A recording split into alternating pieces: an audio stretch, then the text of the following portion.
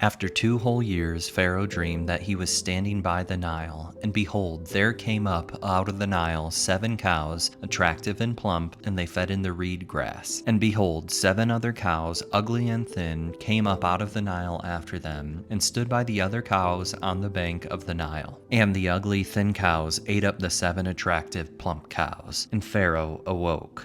Welcome to the Bible Every Day, where we read the Bible every day, starting with Genesis and eventually ending in Revelation.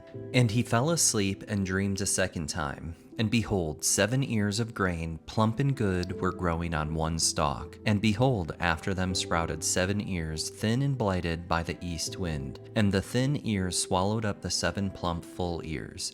And Pharaoh awoke, and behold, it was a dream. So in the morning his spirit was troubled, and he sent and called for all the magicians of Egypt and all its wise men. Pharaoh told them his dreams, but there was none who could interpret them to Pharaoh. Then the chief cupbearer said to Pharaoh, I remember my offenses today, when Pharaoh was angry with his servants and put me and the chief baker in custody in the house of the captain of the guard. We dreamed on the same night, he and I, each having a dream with its own interpretation. A young Hebrew was there with us, a servant of the captain of the guard. When we told him, he interpreted our dreams to us, giving an interpretation to each man according to his dreams. And as he interpreted to us, so it came about. I was restored to my office, and the baker was hanged. Then Pharaoh sent and called Joseph, and they quickly brought him out of the pit. And when he shaved himself and changed his clothes, he came in before Pharaoh. And Pharaoh said to Joseph, I have had a dream, and there is no one who can interpret it. I have heard it said of you that when you hear a dream, you can interpret it.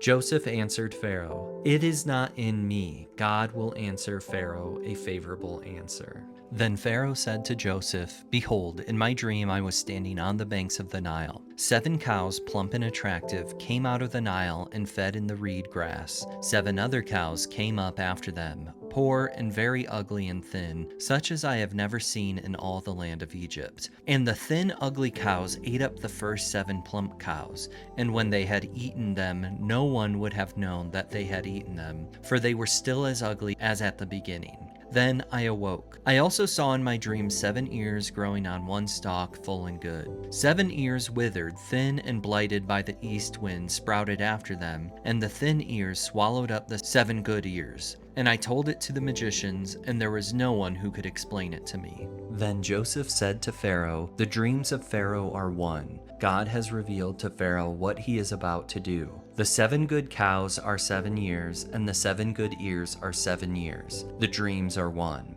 The 7 lean and ugly cows that come up after them are 7 years, and the 7 empty ears blighted by the east wind are also 7 years of famine. It is as I told Pharaoh. God has shown to Pharaoh what he is about to do. There will come 7 years of great plenty throughout all the land of Egypt, but after them there will arise 7 years of famine, and all the plenty will be forgotten in the land of Egypt. The famine will consume the land, and the plenty will be unknown in the land by reason of the famine that will follow, for it will be very severe. And the doubling of Pharaoh's dreams means that the thing is fixed by God, and God will shortly bring it about. Now therefore let Pharaoh select a discerning and wise man and set him over the land of Egypt. Let Pharaoh proceed to appoint overseers over the land and take 1/5 of the produce of the land of Egypt during the 7 plentiful years. And let them gather all the food of these good years that are coming and store up grain under the authority of Pharaoh for food in the cities, and let them keep it.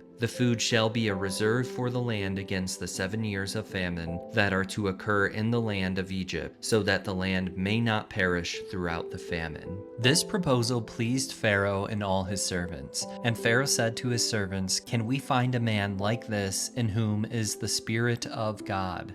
Then Pharaoh said to Joseph, Since God has shown you all this, there is none so discerning and wise as you are. You shall be over my house, and all my people shall order themselves as you command. Only as regards the throne will I be greater than you. And Pharaoh said to Joseph, "See, I have set you over all the land of Egypt." Then Pharaoh took his signet ring from his hand and put it on Joseph's hand, and clothed him in garments of fine linen, and put a gold chain about his neck. And he made him ride in his second chariot. And they called out before him, "Bow the knee." Thus he set him over all the land of Egypt. Moreover, Pharaoh said to Joseph, "I am Pharaoh, and without your consent no one shall lift up hand or foot in all of the land of Egypt." And Pharaoh called Joseph's name Zephanath-paneah, and he gave him in marriage to Asenath, the daughter of Potiphar, priest of On. So Joseph went out over the land of Egypt. Joseph was 30 years old when he entered the service of Pharaoh, king of Egypt. And Joseph went out from the presence of Pharaoh and went through all the land of Egypt. During the 7 plentiful years, the earth produced abundantly, and he gathered up all the food of these 7 years, which occurred in the land of Egypt, and put the food in the cities. He put in every city the food from the fields around it. And Joseph stored up grain in great abundance, like the sand of the sea, until he ceased to measure it, for it could not be measured. Before the year of famine came, 2 sons were born to Joseph. Asenath, the daughter of Potiphar, priest of On, bore them to him.